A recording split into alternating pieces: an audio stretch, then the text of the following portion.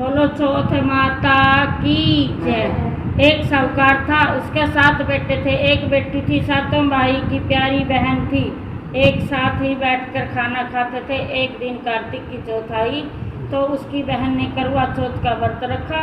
सारे भाई भोजन करने आए तो अपनी बहन को बोले कि आ बहन तू भी खाना खा ले। तो उसकी माँ बोली आज यह खाना नहीं खाएगी, इसका आज करवे चौथ का व्रत है, जब चांद निकलेगा तभी खाना खाएगी। तो उसके भाइयों ने छल कपट से जंगल में आग जला के छलनी में से चांद दिखा दिया। तो वह अपनी भाभीयों से बोली कि चलो चांद निकल आया है, अर्घ दे लो। उसकी भाभी बोली कि यह तो तेरा चांद निकला है, हमारा चांद तो रात को निकलेगा। यह सुनकर भाइयों के कहने से उसने चांद को अर्घ दे दिया और खाने बैठ गई। पहला टुकड़ा तोड़ा तो बाल निकला, दूसरा टुकड़ा तोड़ा छींक मारी, तीसरा टुकड़ा तोड़ा तो राजा के घर से बुलावा आ गया कि राजा को लड़का बहुत बीमार है, जल्दी भेजो।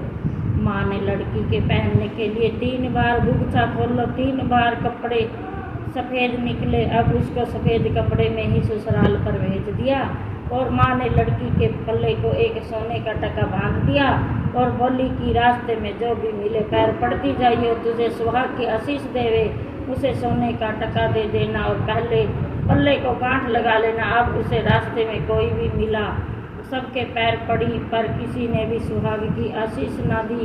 जब वह ससुराल में आई तो दरवाजे पर छोटी ननंद खड़ी थी। वह उसके पैर पड़ी तो ननंद बोली, सीढ़ी हो, सपूती हो, 7 बेटों की माँ हो, मेरे भाई का सुख हो। अब उसने सोने का टका ननंद को देकर पल्ले को गांठ बांध ली।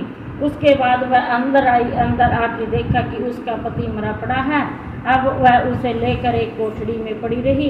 1 साल तक उसकी सेवा करी। उसकी सास बांदी के हाथ बची कुची रोटी भेज देती। इस प्रकार उसे अपने पति की सेवा करते करते 1 साल बीत गया। करवा चौथ का व्रत आया। सारी पड़ोसनों ने नहा धोकर करवा चौथ का व्रत रखा। सबने सिर धोकर हाथों को मेहंदी लगाई, चूड़ियाँ पहनी और सब देखती रही। तो एक पड़ोसन बोली, तुम भी करवा चौथ का व्रत कर ले। तो वह बोली, मैं कैसे करूं? वह बोली, चौथ माता की कृपा से सब ठीक हो जाएगा। उसके कहने से उसने भी व्रत रखा। थोड़ी देर के बाद करवे बेचने वाली आई। करवो ले भैया की प्यारी, करवो ले घनी बुखानी, करवो ले। जब वो बोली मेरे को भी करवो दे जा, वह कहने लगी मेरी दूसरी बहन आवेगी तो वो तेरे को करवा देवेगी। दूसरी आई, करवो ले भैया की प्यारी, करवो ले घनी बुखारी, करवो ले। वो बोली करवा तो मेरे को भी दे जा। तो वह बोली मेरी तीसरी बहन आएगी तो तेरे को करवा देगी। इस प्रकार 5 बहनें आके चली गई, पर किसी ने भी करवा नहीं दिया। फिर छठी बहन आई और बोली मेरी 7वीं बहन आएगी, वह तुझे करवा देगी, तू सारे रास्ते में कांटे बखेर कर रख देना। जब वह खूब चिल्लाती हुई आई तो उसके पैर में कांटा चुभा। तब तू चुभ जाएगा तो तू सुई लेकर बैठ जाना, उसका पैर पकड़कर मत छोड़ना और उसके पैर का कांटा निकाल देना। तब वह तेरे को आशीर्वाद देगी, भाई जियो साईं जियो। जब वह तुझे आशीर्वाद देगी तो तुम उससे करवे मांग लेना, तब वह तुझे करवे देकर जाएगी। फिर तुम उजमन करना, जिससे तेरा पति अच्छा हो जाएगा।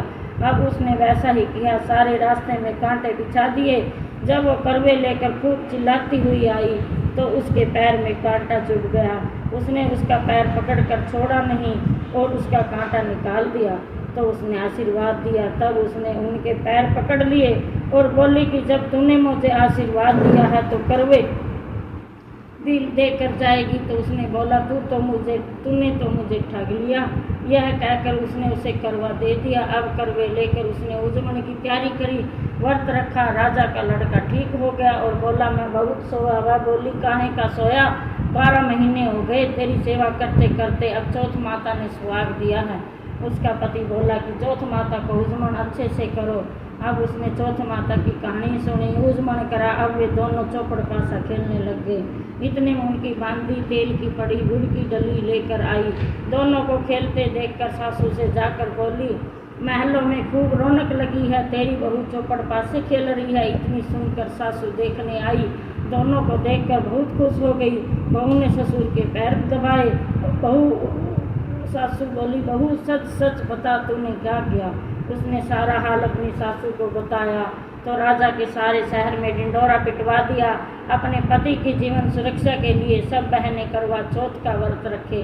पहले करवा को अपने पीहर में जाकर उजमन करें। हे चौथ माता, जैसा लड़का राजा के लड़के को जीवन दान दिया, वैसा सब किसी को दे। कहानी सुनते को पुकारे बढ़ते को, बोलो चौथे माता की जय। चांद को अर्घ देते समय ऐसा 7 बार बोले, चंदा ये चंद्रावली ये चंदा आया बार में, उठ सुहागन अर्घ दे ले, मैं बैठी थी बाट में। काहे का तेरा दीवला, काहे का तेरा कांडला, काहे का तेरा हार, सोने का मेरा कांडला, जगमोतियन का हार। कहाँ बसे तेरा पेवड़ा, कहाँ बसे ससुराल, आम तरह मेरा पेवड़ा, नीम तरह ससुराल। चंदाए चंद्रावलिया चंदाया बार में, उठ सुहागन अर्घ दे ले, बैठी थी मैं बाट में। बोलो चौथे माता की जय। गणेश जी महाराज की जय। जब विष्णु भगवान लक्ष्मी जी के साथ विवाह करने जा रहे थे तो सारे देवी देवता को बुलावा लिया। सब से देवी देवता कहने लगे, गणेश जी को क्यों नहीं बुलाया? तो विष्णु भगवान जी बोले, धुंध धुंधाड़ी सुंड सुंडाली, हाथी जैसी सूंड, मोटे मोटे कान, इसके साथ में ले जाके के हांसी कराएंगे, इसे तो घर पर ही रखवाली छोड़ जाएंगे। बारात चलने लगी। इतने में नारद जी ने गणेश को भड़का दिया कि आपको तो साथ ले जाने में बारात बुरी लगती, इसलिए आपको घर पे ही छोड़ गए। इससे गणेश जी को गुस्सा आया और अपने चूहों को आज्ञा दे दी, सारी ज़मीन खोखली कर दो। चूहों ने तो सारी ज़मीन खोद दी, तो ज़मीन खोदली हो गई, जिससे भगवान जी के रथ का पहिया धरती में धंस गया। सब कोई पहिया निकालने लगे पर रथ का पहिया नहीं निकला।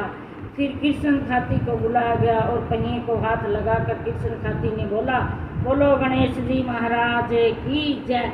तो पहिया निकल गया। तब उसने बोला कि गणेश जी को मनाए बिना तो कोई काम सिद्ध नहीं हुआ।